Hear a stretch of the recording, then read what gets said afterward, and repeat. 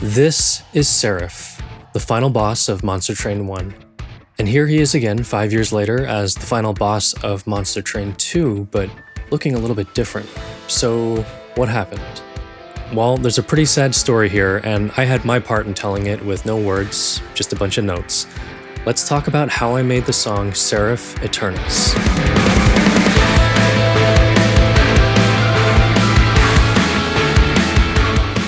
Alrighty, so welcome to the project file for Seraph Aeternus.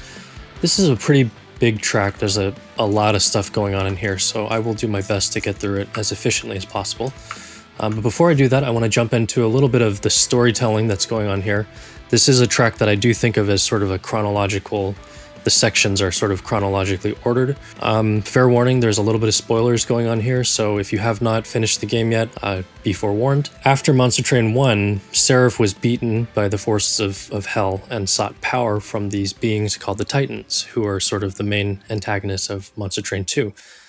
In doing so, though, unfortunately, sort of paid the price, was corrupted by the Titans, and so you'll see when you fight Seraph that he appears as one of three different variants. And those correspond to the three different titans that we have: Savagery, Dominion, and Entropy. And so you will fight one of these variants of Seraph. The way that I thought about this was kind of a three-part song. The first part is sort of describing who Seraph was.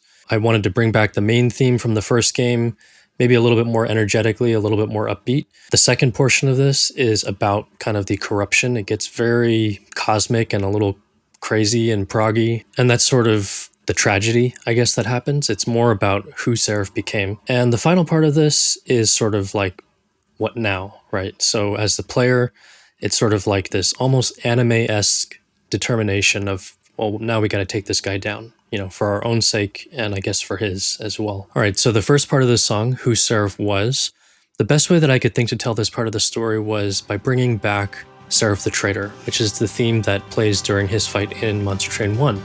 So I'm going to play that for you just a little bit for context.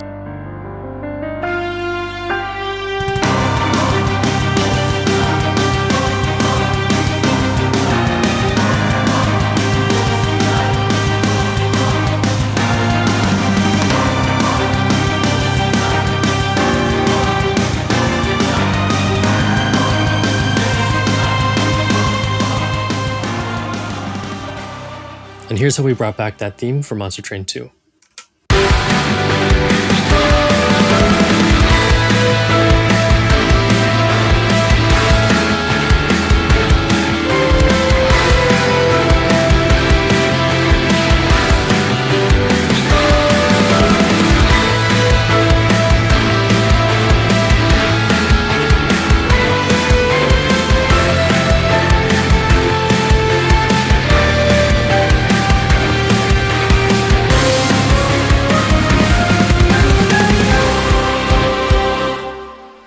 All right, so the first thing that I will say is that it's a little bit more upbeat, a little more chipper, almost hopeful. The way that you contextualize the melody has a lot to do with how it feels. And so the first game, I feel like, had this sense of urgency and darkness, and it was epic, and it had the choirs. And here, I didn't really want to go quite as hard because this is not the apex of the story, in my opinion. I wanted to just kind of establish where we were before we get into the second portion of the song, which is where it gets a little bit crazy. So I'm going to just deconstruct what this part is made up of. There's actually quite a few layers here. The first thing I did was I brought in my friend Ian Harshman. He is a former bandmate of mine as well as a good friend and just a really great guitar player. So I had all these parts written and he helped me to bring these parts to life. So the first step of this was figuring out a chord progression that was going to work underneath of the Seraph theme.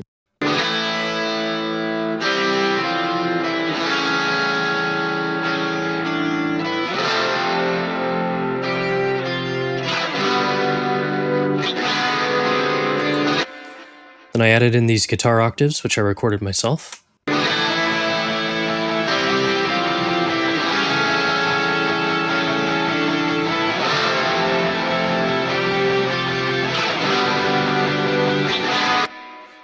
And underneath of that, what I wanted to have was like a driving beat. So let's take a step back and look at the drums. I've got this kind of standard rock beat here.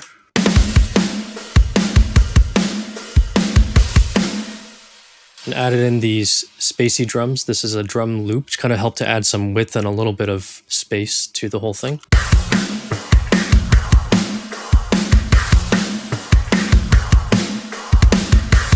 Added in these bit crush drums, like another loop that kind of just had a little bit more motion to it.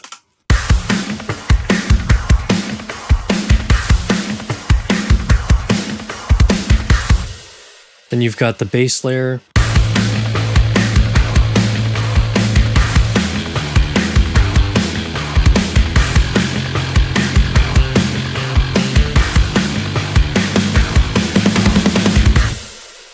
Then add in all of the guitar layers.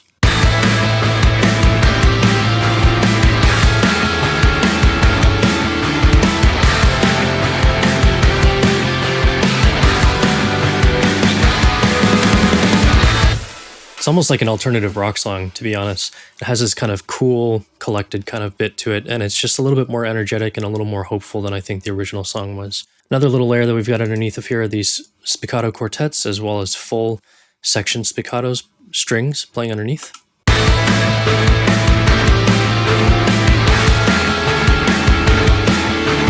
Okay, so that is the basis of the groove and the chord progression. From here, I was able to just add in the melody from the original song, and I decided to do that with strings, French horns, and piano. It sounds like this.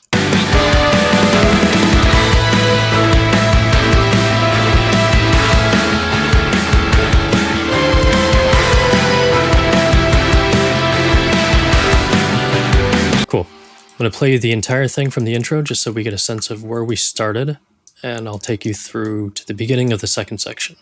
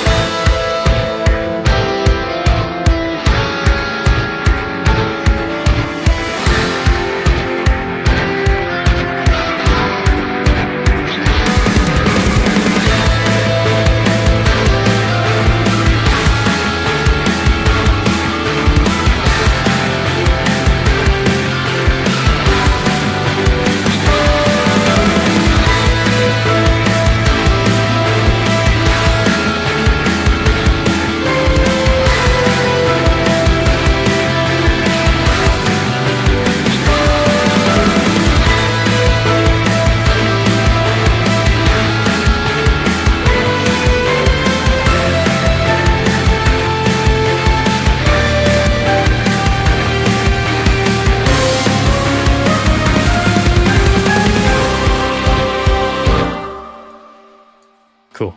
All right, so that was part one of this song, Who Seraph Was.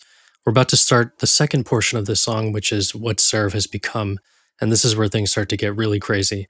I wanted this to be kind of tragic, epic, fantastical, and like just unexplainable, but at the same time hit really hard, because to me, this is what I consider to be the climax of the track, maybe of the whole game, to be honest. So I'll play a little bit of it and then let's talk through it.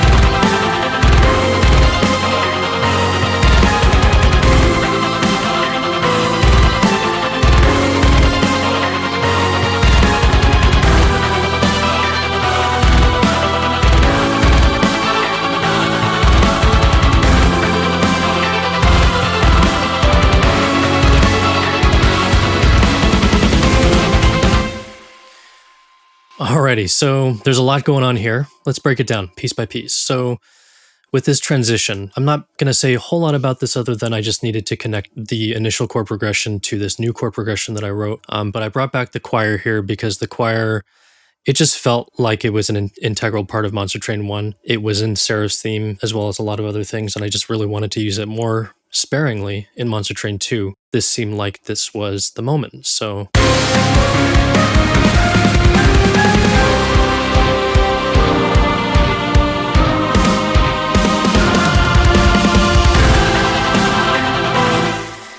Okay, so the choir is what I actually wrote this section with first. I remember sitting down in front of a keyboard with the choir patch loaded up, and I wanted to just come up with a chord progression that conveyed all those different emotions that I mentioned, had some interesting, really thick, clustered chord voicings, and also had a distinctly halftime feel.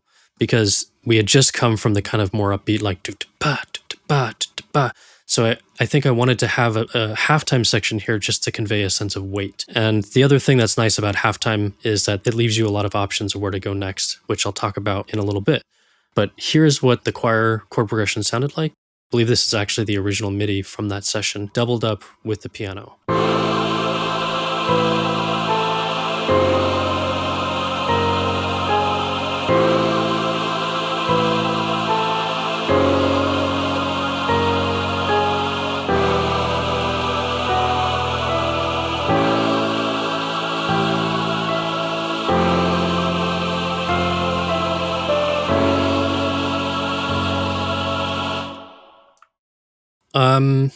I think there's a wrong note that I left in here. Maybe I shouldn't say that. But anyway, that's the choir part. And what I wanted to do from here, now that I had the chord progression figured out, was to add layers on top of this in a way that just created this chaotic sense of motion. Like everything needed to have some sort of syncopation to it. Because I just imagine visually this transformation, the corruption of Seraph is kind of like different energies swirling around. It's very Dragon Ball Z, I guess, sort of like a cyclone of different energies. So I wanted to represent that with different rhythms. The first rhythm that I actually did was with the choir itself, and I did that with a gate and basically turning the volume on and off really, really fast in a certain rhythm to create this kind of strobing effect. And it sounds like this.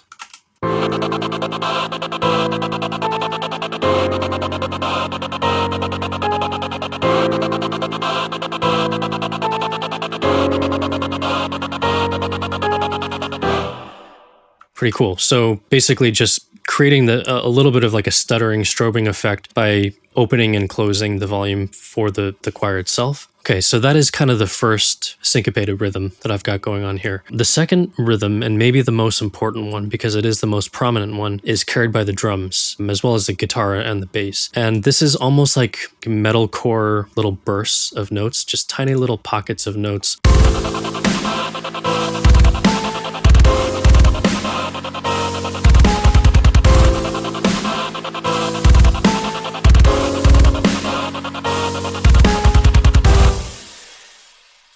And this is also really important because the snare helps to lock in that halftime feel. Even though we've got these two rhythms going on simultaneously, it's very clearly in 4/4, which helps a little bit with the digestion, I think, of all the different pieces. I think the key thing here was making sure that this was always something you could groove and kind of nod your head to. You're hearing all of these different rhythms happening in tandem, but you're really feeling just a very straightforward 4/4 halftime. To lock this in, I have the bass as well as the guitars doubling up on what the kick is playing.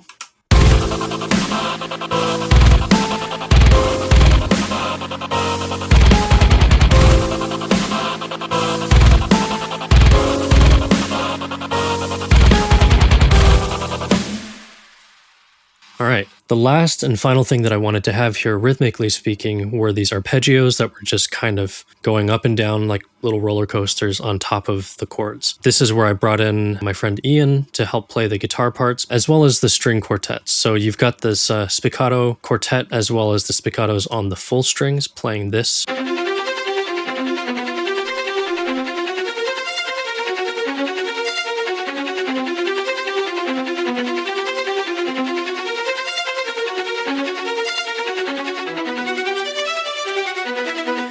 Doubled up with the guitars that I had Ian play.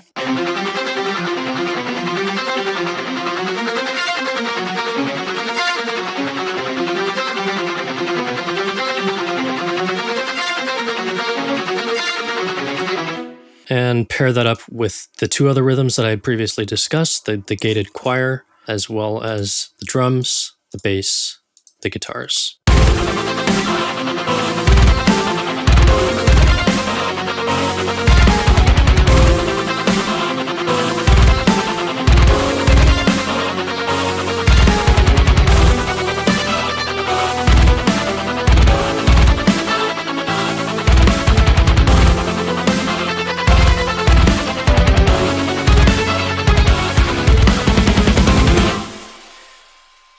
kind of trippy, right?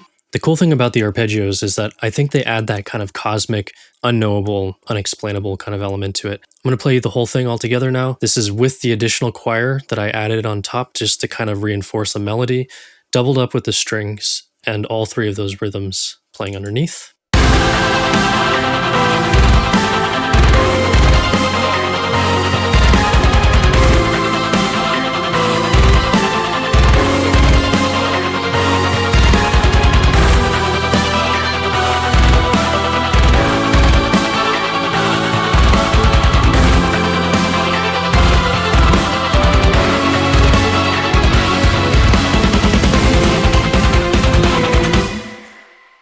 Alrighty, so that is what I'm calling the first half of this kind of crazy second section. I know that was a lot.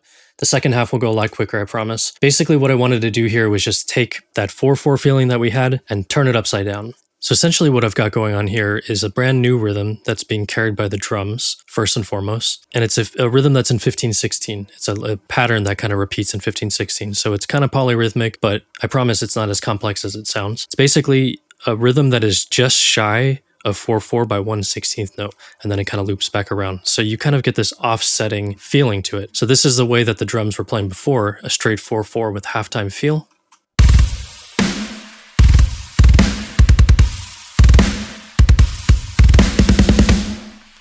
And this is the new rhythm.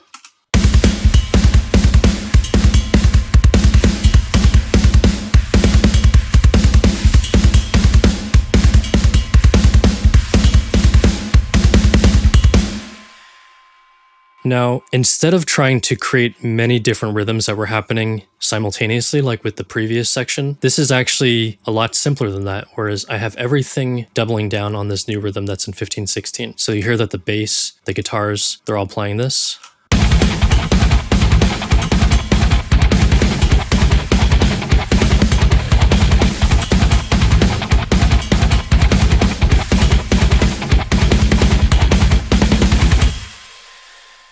And in addition to that, I've got the guitar arpeggios, the ones that I had Ian play, as well as the spiccato arpeggios, that kind of cosmic roller coaster thing, just to kind of glue it all together, right? Because it is a little bit trippy, but when you hear these parts, basically playing a 4/4 rhythm like it's a little bit easier to grasp and digest.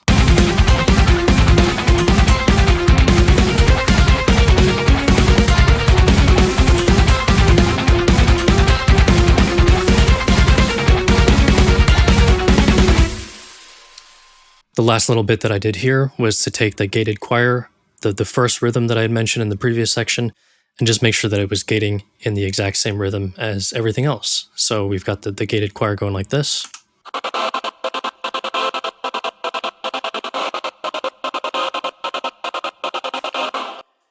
Play with the drums.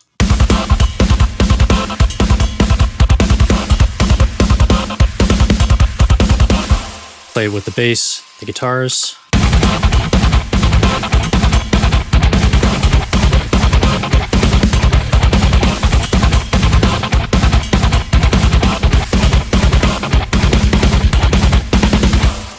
Add in those spiccato quartets and the full section spiccatos, as well as the guitar arpeggios that Ian helped me play earlier.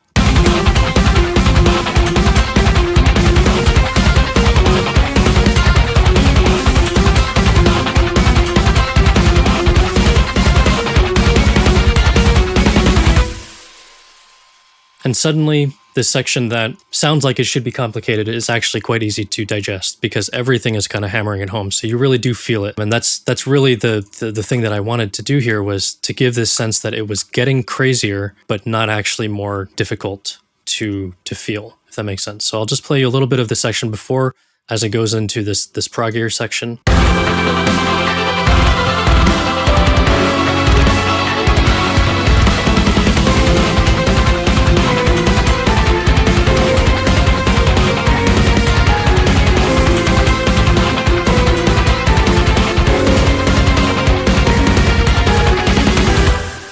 All right, we've got one little last piece to this section, and then we'll move on to the last portion, the third and final portion of this song. I thought maybe I'd take this opportunity just to talk about the proggy elements here. I grew up listening to prog music. I love all that kind of stuff, but I have always felt like it hits the best when it's contextualized by something that's a little bit simpler. Like complexity only feels good when it's in the context of simplicity. And so to have this portion 4 that goes from just a straight 4/4, ba, 3, 4, to this kind of 15/16 polyrhythmic part, I think it's just better because it's coming from something that has already been established and is easy to grasp. So with that mindset, I'm basically going to go back into a straight up 4/4 pattern and give the listener something that's a little bit easier to latch onto. Again, back to like this sigh of relief, which is 4/4 in this case.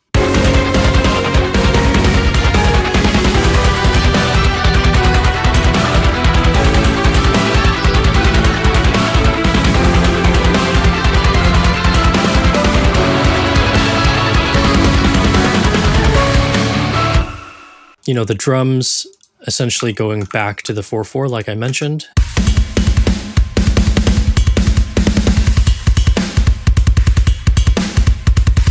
The bass, the guitars, the gated choir, even everything is moving intentionally in unison to bring us back to what is basically home base, 4/4.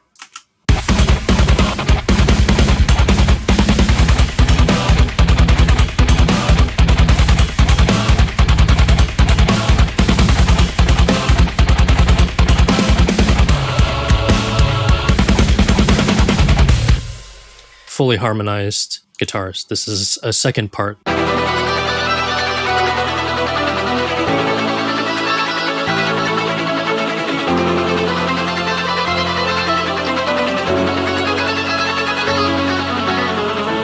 Add that in with the drums.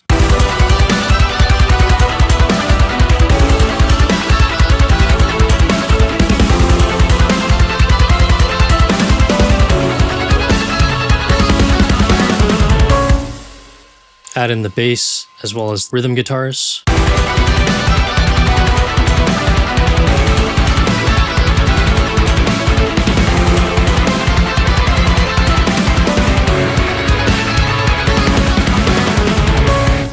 And then lastly, adding in the choirs, the strings, everything else.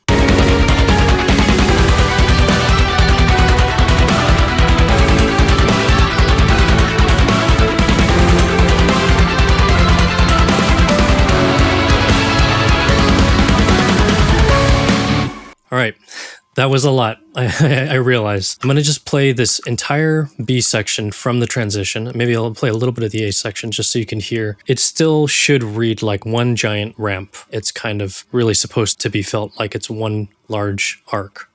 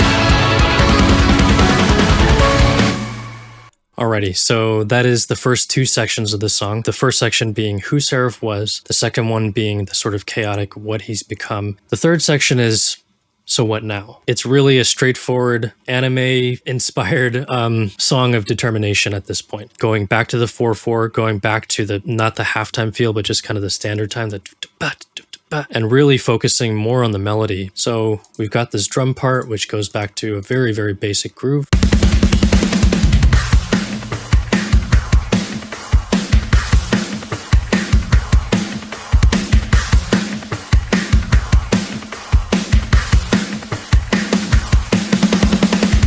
We've got the bass.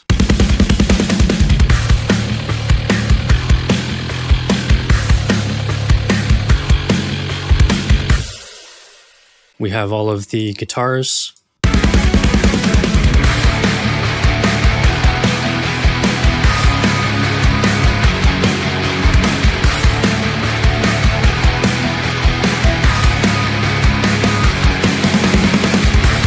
We've got the pianos. Spiccatos are also just basically playing these block chords.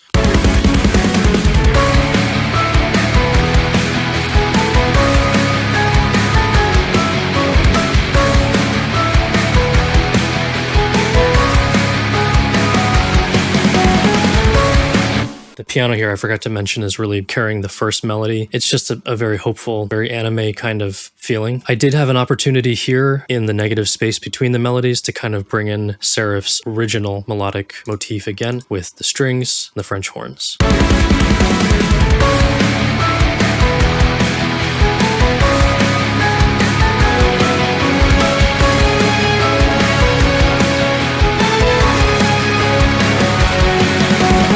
Obviously, it's not one-to-one with the melody, but hopefully enough that kind of comes full circle that you feel like, oh yeah, this is Seraph's theme. I've got the choir just kind of backing things up. Altogether, the whole section kind of sounds like this.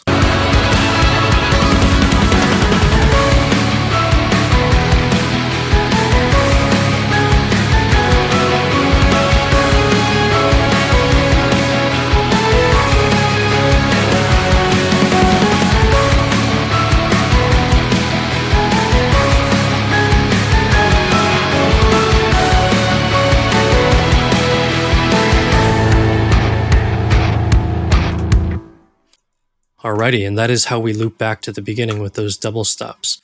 I'll go ahead and loop it for you just a second, but that's basically the entirety of Seraph's theme, so thank you for checking it out. I know that was a lot. This is the one that I really wanted to go ham on, and I feel like, you know, there were a lot of missions to accomplish with this one, from kind of bringing back material from the first game to amping things up in a way that still felt like it was Monster Train, but bigger, to adding entirely new emotions and soundscapes and just kind of pushing everything in every way that I could think to push it. So thank you for sticking with it.